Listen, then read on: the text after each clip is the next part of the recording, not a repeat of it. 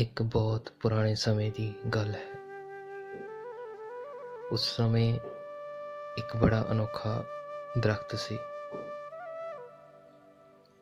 ਆਕਾਸ਼ ਵਿੱਚ ਸਮਰਾਟ ਦੀ ਤਰ੍ਹਾਂ ਉਸਦੇ ਹੱਥ ਫੈਲੇ ਹੋਏ ਸਨ।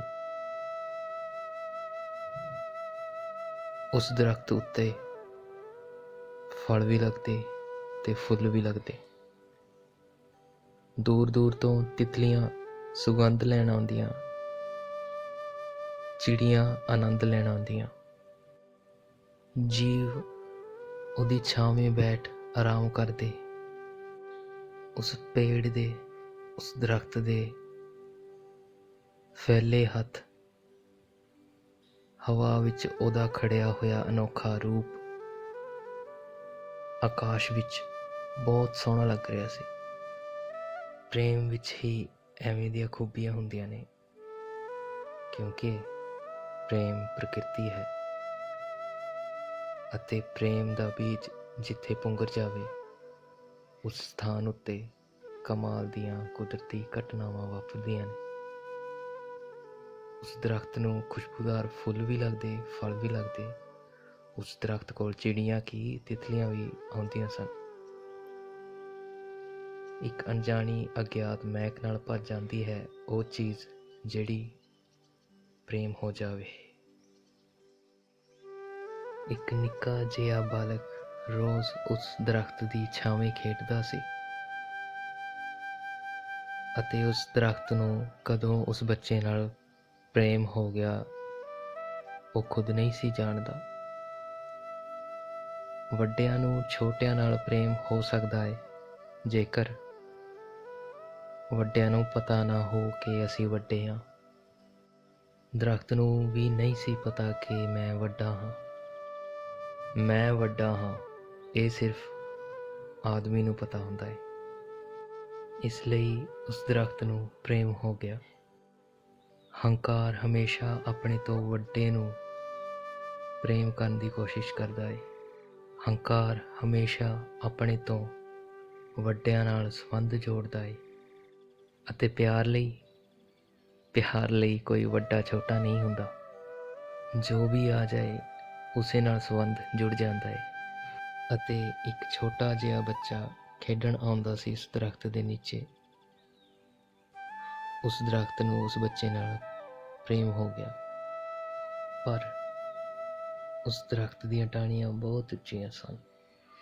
ਬਾਲਕ ਛੋਟਾ ਸੀ ਤਾਂ ਦਰਖਤ ਨੇ ਆਪਣੀਆਂ ਟਾਹਣੀਆਂ ਨੀਚੇ ਝੁਕਾ ਲਈਆਂ ਤਾਂ ਜੋ ਉਹ ਬਾਲਕ ਫਲ ਤੋੜ ਸਕੇ।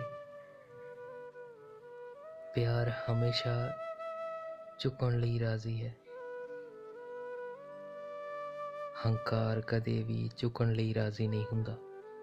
ਹੰਕਾਰ ਦੇ ਕੋਲ ਜਾਓਗੇ ਤਾਂ ਹੰਕਾਰ ਆਪਣੇ ਹੱਥ ਹੋਰ ਉੱਤੇ ਕਰ ਲਏਗਾ ਤਾਂ ਜੋ ਤੁਸੀਂ ਉਹਦੇ ਹੱਥ ਛੂਹ ਵੀ ਨਾ ਸਕੋ, ਕਿਉਂਕਿ ਹੰਕਾਰ ਸੋਚਦਾ ਹੈ ਕਿ ਜੇਕਰ ਮੈਨੂੰ ਛੂਹ ਲਿਆ ਗਿਆ ਤਾਂ ਮੈਂ ਬਹੁਤ ਛੋਟਾ ਹੋ ਜਾਵਾਂਗਾ। ਇਸ ਲਈ ਹੰਕਾਰ ਕਦੇ ਝੁਕਣ ਲਈ ਰਾਜ਼ੀ ਨਹੀਂ ਹੁੰਦਾ। ਹੰਕਾਰ ਹਮੇਸ਼ਾ ਆਪਣੇ ਆਪ ਨੂੰ ਵੱਡਾ ਸੋਚਦਾ ਹੈ ਅਤੇ ਪਿਆਰ ਮਨ ਵਿੱਚ ਨਹੀਂ ਹੁੰਦਾ। ਇਸੇ ਕਰਕੇ ਪਿਆਰ ਕਦੇ ਸੋਚਦਾ ਨਹੀਂ। ਜਦੋਂ ਹੀ ਪਿਆਰ ਨੂੰ ਸੋਚਣਾ ਸ਼ੁਰੂ ਕਰ ਦਿੱਤਾ ਉਦੋਂ ਹੀ ਪਿਆਰ ਖਤਮ ਹੋ ਜਾਏਗਾ। ਇਸੇ ਲਈ ਤਾਂ ਮਹਾਤਮਾ ਬੁੱਧ ਆਖਦੇ ਨੇ ਕਿ ਪਿਆਰ ਕਰੋ, ਸੋਚੋ ਨਾ। ਜੇਕਰ ਪਰਮਾਤਮਾ ਨੂੰ ਪ੍ਰੇਮ ਵੀ ਸੋਚ ਕੇ ਕਰਦੇ ਹੋ ਤਾਂ ਪਰਮਾਤਮਾ ਦੇ ਦਰਸ਼ਨ ਕਦੇ ਨਹੀਂ ਹੋ ਸਕਣਗੇ, ਕਿਉਂਕਿ ਜੇਕਰ ਪਰਮਾਤਮਾ ਸੋਚ ਕੇ ਪ੍ਰਾਪਤ ਹੁੰਦਾ ਤਾਂ ਦੁਨੀਆ 'ਚ ਕਰੋੜਾਂ ਹੀ ਬੁੱਧੀਜੀਵੀ, ਉਹਨਾਂ ਨੂੰ ਕਦੋਂ ਦੇ ਪਰਮਾਤਮਾ ਦੇ ਦਰਸ਼ਨ ਹੋ ਜਾਂਦੇ। ਉਹ ਦਰਖਤ ਆਪਣੀਆਂ ਟਾਹਣੀਆਂ ਨੀਚੇ ਝੁਕਾਉਂਦਾ ਅਤੇ ਉਹ ਬੱਚਾ ਉਸਦੇ ਫਲ ਤੋੜ ਕੇ ਖਾਂਦਾ। ਜਦੋਂ ਉਹ ਬਾਲਕ ਫਲ ਤੋੜ ਕੇ ਖਾਂਦਾ ਤਾਂ ਦਰਖਤ ਬਹੁਤ ਖੁਸ਼ ਹੁੰਦਾ, ਆਨੰਦ ਨਾਲ ਭਰ ਜਾਂਦਾ। ਪ੍ਰੇਮ ਜਦੋਂ ਵੀ ਕੁਝ ਦੇ ਪਾਉਂਦਾ ਹੈ ਤਾਂ ਬਹੁਤ ਖੁਸ਼ ਹੁੰਦਾ ਹੈ। ਹੰਕਾਰ ਜਦ ਵੀ ਕੁਝ ਲੈ ਪਾਉਂਦਾ ਹੈ ਤਾਂ ਬਹੁਤ ਖੁਸ਼ ਹੁੰਦਾ ਹੈ। ਹੁਣ ਉਹ ਬਾਲਕ ਵੱਡਾ ਹੋਣ ਲੱਗ ਪਿਆ ਸੀ। ਕਦੇ ਕਦਾਈ ਉਹ ਦਰਖਤ ਦੀ ਛਾਵੇਂ ਬੈਠ ਸੌਂਦਾ, ਕਦੇ ਕਦਾਈ ਉਹਦੇ ਫਲਾਂ ਨੂੰ ਖਾਂਦਾ, ਕਦੇ ਕਦੇ ਉਹਦੇ ਫੁੱਲਾਂ ਦਾ ਤਾਜ ਬਣਾ ਕੇ ਪਹਿਨਦਾ ਅਤੇ ਜੰਗਲ ਦਾ ਸਮਰਾਟ ਜਿਹਾ ਹੋ ਜਾਂਦਾ। ਪ੍ਰੇਮ ਦੇ ਫੁੱਲ ਜਿਸ ਉੱਤੇ ਬਰਸਦੇ ਨੇ ਉਹ ਸਮਰਾਟ ਹੋ ਜਾਂਦਾ ਹੈ, ਅਤੇ ਅਹੰਕਾਰ ਦਾ ਤਾਜ ਜੋ ਪਹਿਨਦਾ ਹੈ ਉਹ ਅੰਧਕਾਰ ਹੋ ਜਾਂਦਾ ਹੈ। ਹੁਣ ਜਦੋਂ ਵੀ ਉਹ ਪੇੜ ਤਾਜ ਪਹਿਨ ਕੇ ਉਸ ਬੱਚੇ ਨੂੰ ਨੱਚਦਿਆਂ ਹੋਇਆਂ ਵੇਖਦਾ ਤਾਂ ਖੁਸ਼ੀ ਨਾਲ ਭਰ ਜਾਂਦਾ। ਉਸਦੇ ਪ੍ਰਾਣ ਆਨੰਦ ਨਾਲ ਭਰ ਜਾਂਦੇ। ਉਹਦੀ ਖੁਸ਼ੀ ਦਾ ਕੋਈ ਟਿਕਾਣਾ ਨਹੀਂ ਸੀ ਹੁੰਦਾ। ਅਤੇ ਫਿਰ ਉਹ ਬਾਲਕ ਹੋਰ ਵੱਡਾ ਹੋ ਗਿਆ।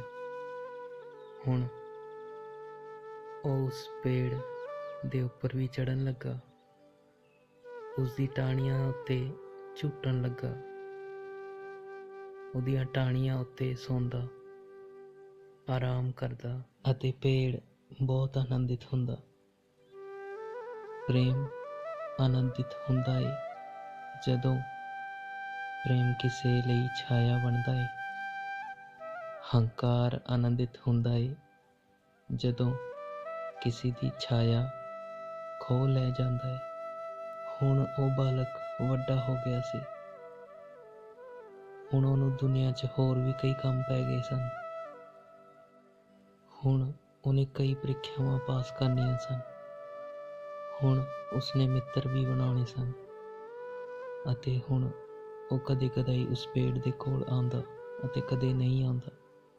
ਲੇਕਿਨ ਉਹ ਪੇੜ ਉਹਦੀ ਰੋਜ਼ ਉਡੀਕ ਕਰਦਾ ਕਿ ਉਹ ਆਏ। ਉਸਦੇ ਸਾਰੇ ਪ੍ਰਾਣ ਉਹਨੂੰ ਪੁਕਾਰਦੇ ਕਿ ਆਓ ਆਓ। ਪ੍ਰੇਮ ਨਿਰੰਤਰ ਉਡੀਕ ਕਰਦਾ ਹੈ ਕਿ ਆਓ ਆਓ। ਪ੍ਰੇਮ ਇੱਕ ਉਡੀਕ ਹੈ ਅਤੇ ਉਹ ਬਾਲਕ ਕਦੇ ਆਉਂਦਾ ਅਤੇ ਕਦੇ ਨਹੀਂ ਆਉਂਦਾ। ਹੰਕਾਰ ਮੂਡ 'ਤੇ ਆਉਂਦਾ ਹੈ, ਪ੍ਰੇਮ ਕਦੇ ਵੀ ਆਉਂਦਾ ਹੈ। ਜਿਹੜਾ ਮੂਡ 'ਤੇ ਆਏ ਉਹ ਪ੍ਰੇਮ ਨਹੀਂ ਹੁੰਦਾ। ਜਿਹੜਾ ਆਪਣੇ ਆਪ ਆਏ ਉਹ ਸਵੀਕਾਰ ਕਰ ਲਿਆ ਜਾਂਦਾ ਹੈ। ਉਹ ਪੇੜ ਉਦਾਸ ਹੋ ਜਾਂਦਾ। ਪ੍ਰੇਮ ਦੀ ਇੱਕ ਹੀ ਉਦਾਸੀ ਹੈ। ਪ੍ਰੇਮ ਦੀ ਇੱਕ ਹੀ ਉਦਾਸੀ ਹੈ ਜਦੋਂ ਉਹ ਵੰਡ ਨਹੀਂ ਪਾਉਂਦਾ, ਉਦੋਂ ਉਦਾਸ ਹੋ ਜਾਂਦਾ ਹੈ। ਪ੍ਰੇਮ ਜਦੋਂ ਪ੍ਰੇਮ ਨੂੰ ਵੰਡਦਾ ਹੈ, ਲੁਟਾ ਦਿੰਦਾ ਹੈ ਤਾਂ ਬਹੁਤ ਆਨੰਦਿਤ ਹੁੰਦਾ ਹੈ। ਉਹ ਬਾਲਕ ਵੱਡਾ ਹੁੰਦਾ ਗਿਆ, ਮਨ ਵੱਡਾ ਹੁੰਦਾ ਗਿਆ, ਦਿਲ ਛੋਟਾ ਹੁੰਦਾ ਗਿਆ। ਉਡੀਕਾਂ ਵੱਡੀਆਂ ਹੁੰਦੀਆਂ ਗਈਆਂ, ਮਿਲਣ ਦੇ ਦਿਨ ਘੱਟ ਹੁੰਦੇ ਗਏ। ਜਿਸ ਆਦਮੀ ਦਾ ਮਨ ਜਿੰਨਾ ਵੱਡਾ ਹੁੰਦਾ ਜਾਂਦਾ ਹੈ, ਜਿੰਨੀਆਂ ਕਾਮਨਾਵਾਂ ਉਹਦੇ ਮਨ ਵਿੱਚ ਭਰਤੀਆਂ ਜਾਂਦੀਆਂ ਨੇ, ਪ੍ਰੇਮ ਦੇ ਨਿਕਟ ਆਉਣ ਦੀ ਸੁਵਿਧਾ ਓਨੀ ਹੀ ਘੱਟ ਹੁੰਦੀ ਜਾਂਦੀ ਹੈ। ਉਸ ਬਾਲਕ ਦੀਆਂ ਕਾਮਨਾਵਾਂ ਹੁਣ ਵੱਧਦੀਆਂ ਚਲੀਆਂ ਜਾ ਰਹੀਆਂ ਸਨ। ਹੁਣ ਉਸ ਬਾਲਕ ਨੂੰ ਪੇੜ ਨਜ਼ਰ ਨਹੀਂ ਸੀ ਆਉਂਦਾ। ਆਪਣੀਆਂ ਕਾਮਨਾਵਾਂ, ਆਪਣੀ ਵਾਸਨਾ ਨਜ਼ਰ ਆਉਂਦੀ, ਆਪਣੀ ਲੋੜਾਂ ਦੀ ਪੂਰਤੀ ਨਜ਼ਰ ਆਉਂਦੀ। ਹੁਣ ਉਹ ਬਾਲਕ ਪ੍ਰੇਮ ਨੂੰ ਛੱਡ ਕੇ ਸੰਸਾਰ ਦੇ ਜਾਲ ਵਿੱਚ ਫਸ ਗਿਆ। ਇੱਕ ਦਿਨ ਉਹ ਬਾਲਕ ਉਸ ਪੇੜ ਦੇ ਕੋਲੋਂ ਗੁਜ਼ਰ ਰਿਹਾ ਸੀ ਤਾਂ ਉਸ ਪੇੜ ਨੇ ਹਵਾ ਦੇ ਵਿੱਚ ਉਸ ਬਾਲਕ ਨੂੰ ਆਵਾਜ਼ ਲਗਾਈ। ਹਵਾ ਵਿੱਚੋਂ ਆਵਾਜ਼ ਗੂੰਜਦੀ ਹੋਈ ਬਾਲਕ ਤੱਕ ਜਾ ਪਹੁੰਚੀ। ਸੁਣੋ, ਤੁਸੀਂ ਆਉਂਦੇ ਨਹੀਂ। ਤੁਸੀਂ ਕਿਉਂ ਨਹੀਂ ਆਉਂਦੇ? ਮੈਂ ਰੋਜ਼ ਉਡੀਕ ਕਰਦਾ ਹਾਂ, ਰੋਜ਼ ਤੇਰੀ ਰਾਹ ਦੇਖਦਾ ਹਾਂ। ਉਸ ਬਾਲਕ ਨੇ ਕਿਹਾ, ਕਿਆ ਹੈ ਤੇਰੇ ਕੋਲ? ਕੀ ਹੈ ਤੇਰੇ ਕੋਲ? ਦੱਸ, ਕੀ ਹੈ ਤੇਰੇ ਕੋਲ ਜੋ ਮੈਂ ਤੇਰੇ ਕੋਲ ਆਵਾਂ? ਮੈਨੂੰ ਰੁਪਏ ਚਾਹੀਦੇ ਨੇ। ਕੀ ਤੂੰ ਮੇਰੀਆਂ ਲੋੜਾਂ ਪੂਰੀਆਂ ਕਰ ਸਕਦਾ ਏ? ਕੀ ਤੂੰ ਪੈਸਾ ਬਣ ਸਕਦਾ ਏ? ਹਮੇਸ਼ਾ ਹੰਕਾਰ ਪੁੱਛਦਾ ਏ ਕਿ ਕਿਆ ਹੈ ਤੇਰੇ ਕੋਲ ਜੋ ਮੈਂ ਆਵਾਂ। ਹੰਕਾਰ ਮੰਗਦਾ ਹੈ ਕਿ ਕੁਝ ਹੋਵੇ ਤਾਂ ਆਵਾਂ। ਜੇਕਰ ਕੁਝ ਹੋਵੇ ਹੀ ਨਾ ਤਾਂ ਆਉਣ ਦੀ ਕੋਈ ਜ਼ਰੂਰਤ ਹੀ ਨਹੀਂ। ਹੰਕਾਰ ਇੱਕ ਪਰਪਸ ਹੈ, ਇੱਕ ਪ੍ਰਯੋਜਨ ਹੈ। ਪ੍ਰਯੋਜਨ ਪੂਰਾ ਹੁੰਦਾ ਹੈ ਤਾਂ ਮੈਂ ਆਵਾਂਗਾ। ਅਗਰ ਪ੍ਰਯੋਜਨ ਨਾ ਹੋਵੇ ਤਾਂ ਆਉਣ ਦੀ ਕੋਈ ਜ਼ਰੂਰਤ ਹੀ ਨਹੀਂ। ਅਤੇ ਪ੍ਰੇਮ ਨਿਸਪ੍ਰਯੋਜਨ ਹੈ। ਪ੍ਰੇਮ ਦਾ ਕੋਈ ਪ੍ਰਯੋਜਨ ਨਹੀਂ ਹੁੰਦਾ। ਪਰਪਸਲੈਸ ਹੁੰਦਾ ਹੈ ਪ੍ਰੇਮ। ਪੇੜ ਨੇ ਆਖਿਆ ਕਿ ਤੈਨੂੰ ਕੀ ਚਾਹੀਦਾ ਹੈ, ਕਿ ਤੈਨੂੰ ਕੀ ਚਾਹੀਦਾ ਹੈ? ਕੀ ਮੈਂ ਤੈਨੂੰ ਕੁਝ ਦੇ ਸਕਦਾ ਹਾਂ? ਕਿਉਂਕਿ ਪ੍ਰੇਮ ਕੁਝ ਵੀ ਰੋਕਣਾ ਨਹੀਂ ਚਾਹੁੰਦਾ। ਜੋ ਰੋਕ ਲੇ ਉਹ ਪ੍ਰੇਮ ਨਹੀਂ, ਉਹ ਹੰਕਾਰ ਹੈ। ਪ੍ਰੇਮ ਤਾਂ ਬੇਸ਼ਰਤ ਦੇ ਦਿੰਦਾ ਹੈ। ਲੇਕਿਨ ਰੁਪਏ ਮੇਰੇ ਕੋਲ ਨਹੀਂ, ਨਾ ਹੀ ਮੈਂ ਰੁਪਏ ਬਣ ਸਕਦਾ ਹਾਂ। ਇਹ ਰੁਪਏ ਤਾਂ ਕੇਵਲ ਆਦਮੀ ਦੀ ਹੀ ਇਜਾਜ਼ਤ ਨੇ। ਇਹਨਾਂ ਕਰਕੇ ਹੀ ਤਾਂ ਇਨਸਾਨ ਪਰੇਸ਼ਾਨ ਰਹਿੰਦਾ ਹੈ।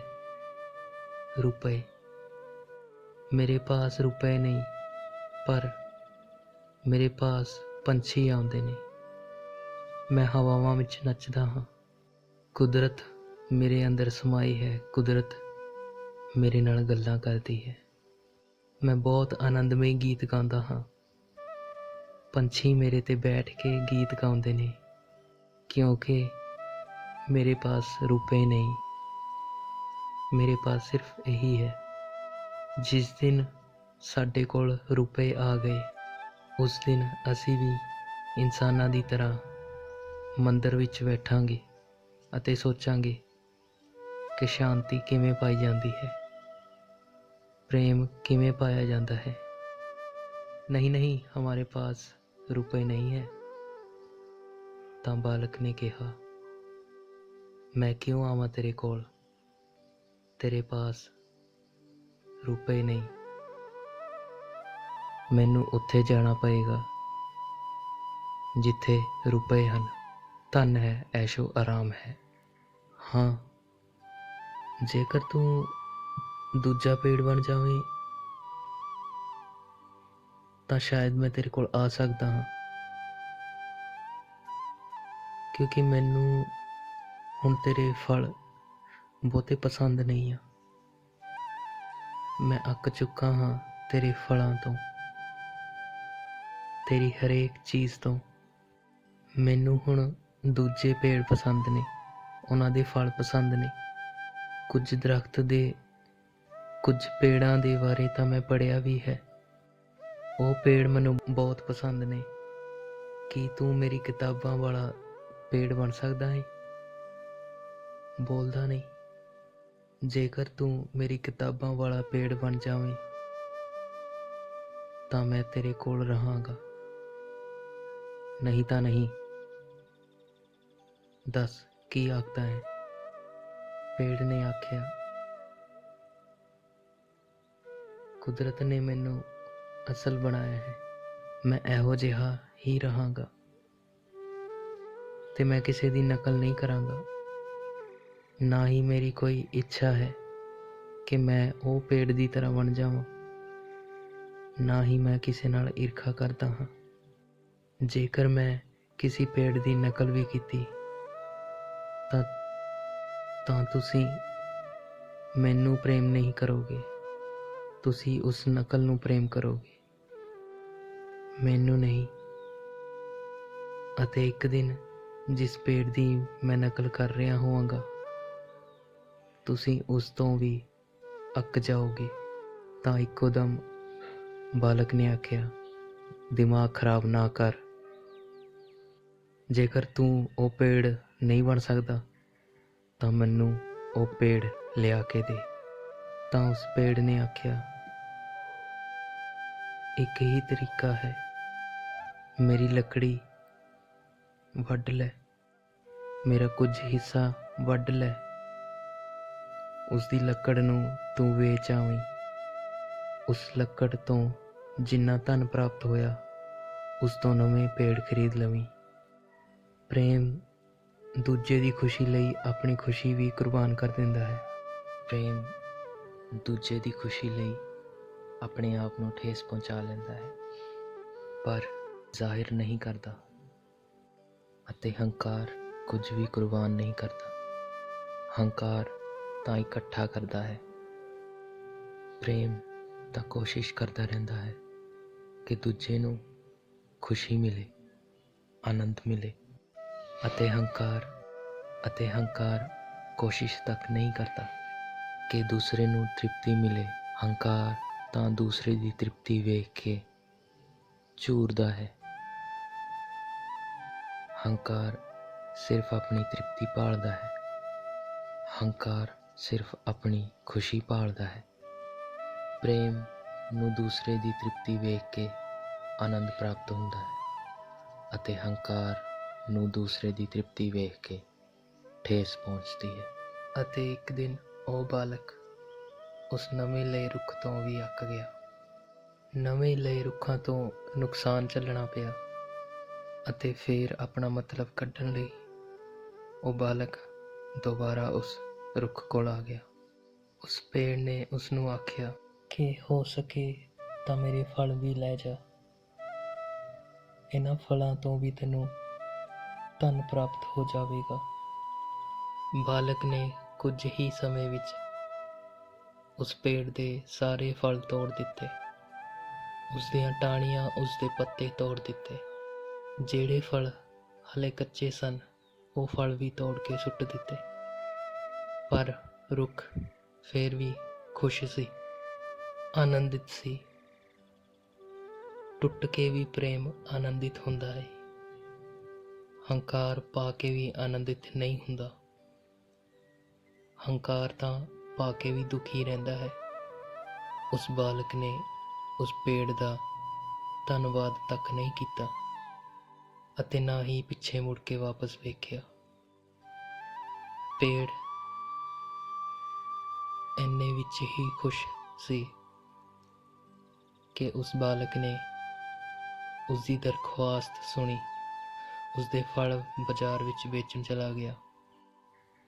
ਕਿੰਨੇ ਹੀ ਸਾਲ ਬੀਤ ਗਏ, ਉਹ ਪੇੜ ਅੱਜ ਉਦਾਸ ਸੀ। ਦਰਖਤ ਦੇ ਪ੍ਰਾਣ ਲੜਕੇ ਨੂੰ ਆਵਾਜ਼ ਮਾਰ ਰਹੇ ਸਨ, ਜਿਵੇਂ ਮਾਂ ਆਪਣੀ ਗਵਾਚੀ ਸੰਤਾਨ ਨੂੰ ਮਿਲਣ ਲਈ ਆਤੁਰ ਹੁੰਦੀ ਹੈ। ਕੁਝ ਇਸ ਤਰ੍ਹਾਂ ਉਹ ਪੇੜ ਮਹਿਸੂਸ ਕਰ ਰਿਹਾ ਸੀ। ਪ੍ਰਾਣ ਪੀੜਤ ਸਨ ਕਿ ਉਹ ਬਾਲਕ ਆਏ। ਕਈ ਸਾਲਾਂ ਬਾਅਦ ਉਹ ਬਾਲਕ ਆਇਆ।